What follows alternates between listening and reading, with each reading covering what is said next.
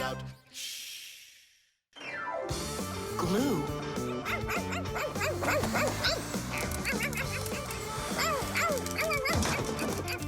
Nolik, let's split up!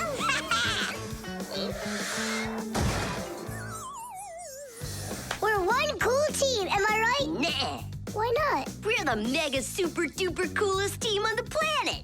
What do you say we do everything together and never ever fight with each other? All right. Children, if you look right here, you can see that the handle has broken off the professor's favorite mug. And it's our duty to fix it by gluing it back on. Here they are, the inseparable friends. Class, quiet down. Since the two of you were late today, why don't you go fly over to the warehouse for us and get the glue? Yes, sir. Yes, sir. They crack me up. Is there any glue left in there? Nolik, try jumping on the tube a little.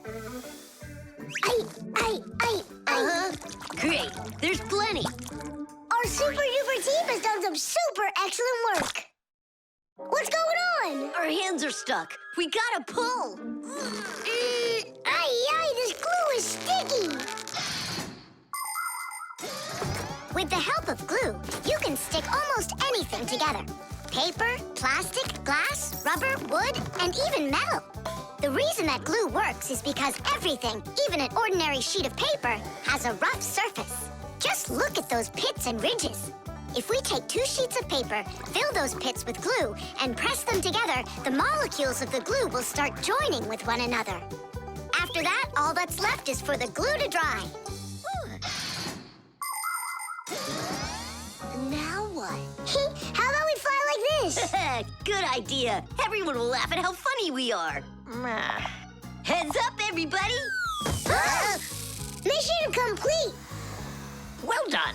Take your places. And put your hands on your desk. We can't do that. We got glued together. It's all right. Come on over here. We don't want you to take our hands apart. We're sure this glue's gonna make our friendship stronger, right? You really think friendship can be measured like that? Jump!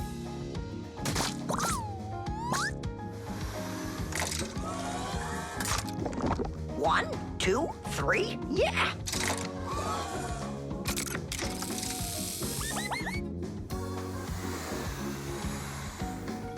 Tish!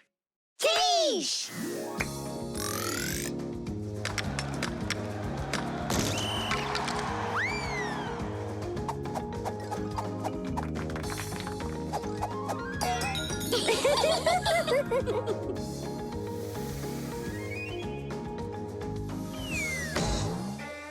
Come on, I need to go over there. Well, I need to go over there.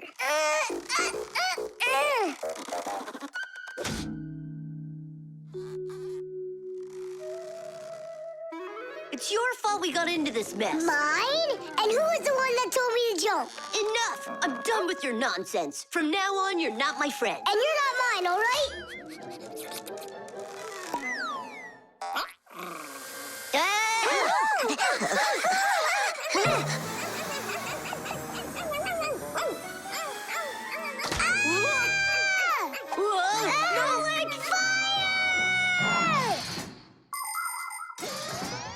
Like many of the common substances people use, glue was invented by nature itself. For example, fish glue their eggs together, and mollusks produce a sticky liquid that lets them stick to any surface. A spider smears glue on its web. A swift uses saliva to bind its nest, while caterpillars use their saliva to spin their cocoons. The sap from a pine or a birch tree is glue, and an egg's sticky whites can be used as a base for glue. But today, most of the glues that people use are made in factories. When working with glue, it's important to air out the room from harmful fumes and to follow all other safety instructions. And try not to get glued to anything. It might be very hard to tear yourself away from it. Nolik, hang on!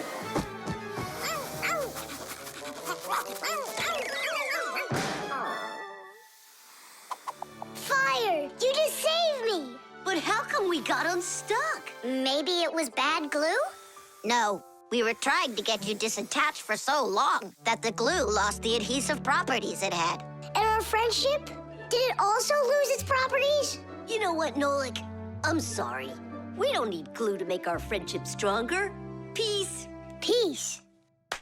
Oh. Uh-oh. Gotcha. The vent. Tom Thomas. Tom Thomas. Okay.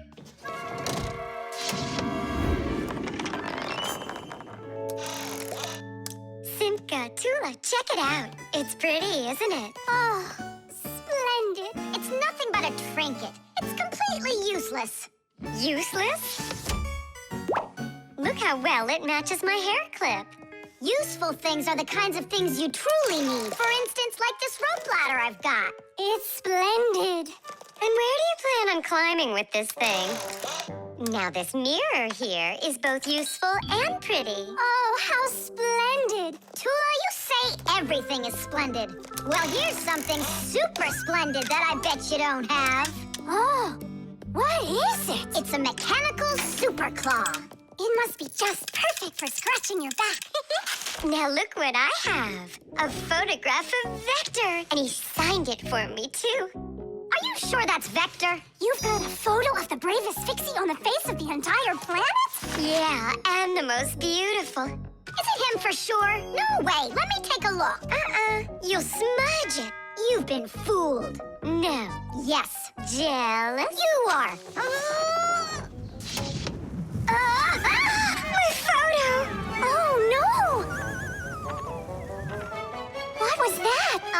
A draft. This is completely your fault. It's not my fault. It's your fault for bragging so much. Please, girls, stop fighting. Let's go find it.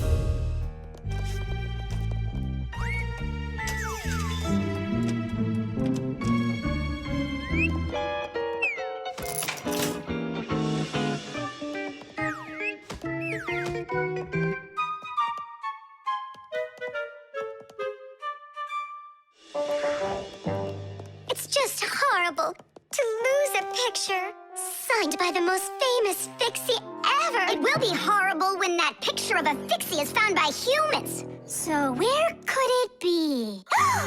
I know how we can find it. Exactly. We'll blow a bubble and watch which way it goes as it floats away. We'll follow it and find your picture. Do you know why you can blow bubbles out of soapy water? At the surface of any liquid, there's an invisible film that is very thin but very strong. If you want to see it for yourself, fill up a glass with water all the way to the very top. Now you need to take a coin and carefully drop it into the water sideways. Then drop in another coin, and another, and another. You'll see that the water doesn't pour out, but rises up and forms a hump. That's because the water at the top sticks together. Why? Because of a force called surface tension. Thanks to surface tension, water can form drops. It also helps us blow soap bubbles, because when we add soap into the water, the film gets even stronger, but still not strong enough to stop the bubbles from bursting. Okay, it's ready. Now we need to blow. Do it together. And... I don't think this way's gonna work.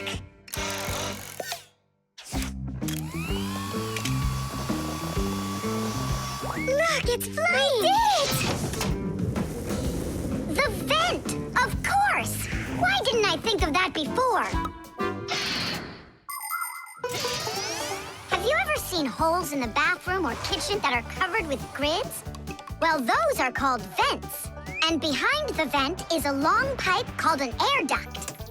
Unpleasant odors and musty air can be forced into the ducts and sent out of the house. And if you want that old, stale air to leave the house even faster, open a window and let in some of the fresh air from outside. Keep the air in your home as fresh as it can be. Hey, take a look! It got stuck over there! Get it before it flies away! How can we grab it? What do you mean? Don't you remember what I've got? Tidish! Thank you, Simka. What would we ever have done without your mechanical claw and your fantastic ladder? Then here you go, a present for you. Oh, thanks, it's just great.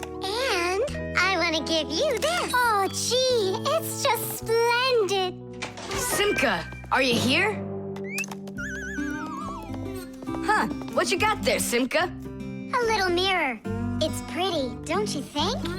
Oh, you girls. You're all the same. The music box.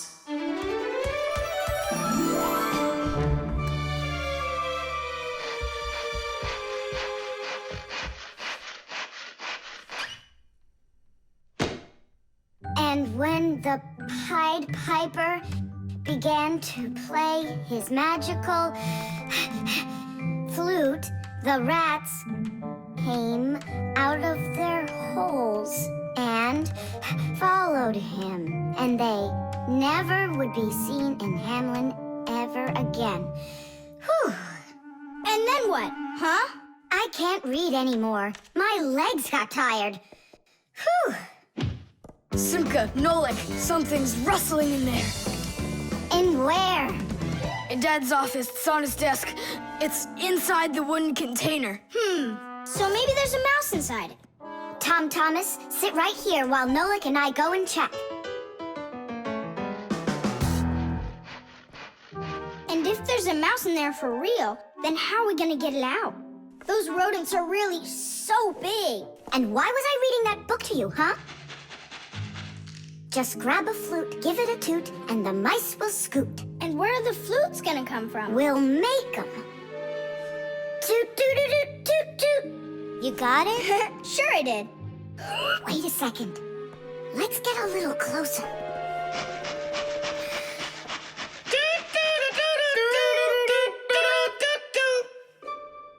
See? It's just like I told you. No more mice in there. So let's toot a little more so they won't go back in. All right. So you're the ones messing around out here. Oh, Grandpoos, it's you here. All day I can't work on what I need to do. Right from the start, someone's opening up the top, and then you two tooting. It was Simka who came up with the tooting. Just because you're afraid of mice. Wow, what kind of machine is this? Well, what do you think? A coffee grinder? No. A hole puncher? Is it a foot scratcher? What? Well, a machine for scratching your feet. You're joking all the time, you. It's a music box, and it's just wonderful. Music boxes were invented more than 200 years ago. Inside, there is usually a cylinder with short pins sticking up from it. In front of the cylinder, there is a comb with metal teeth of different lengths. If you pluck one of the teeth, it will make a pleasant sound. A short tooth makes a higher sound, and a long one, lower. When the cylinder spins around, the pins pluck the different teeth, and music plays. Awesome! So what's broken in here? The spring slipped off. It has to be pushed back into the right place. Will you help?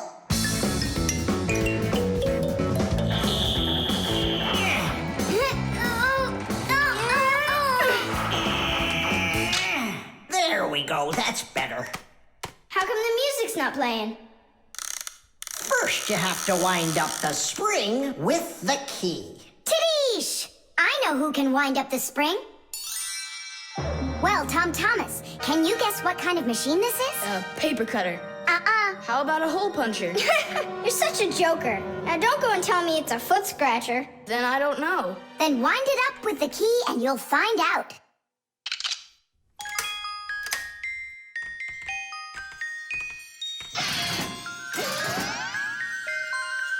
Do you want to know how the higher and lower sounds come out? Put a regular ruler over the edge of a table. Hold down one end of the ruler and pluck on the other. The shorter you make the end hanging off the table, the higher the sound will be. The teeth inside of a music box work the same way. And bells work the same way too. The smaller the bell, the higher it rings. The sound of a violin or a guitar depends on how thick the strings are.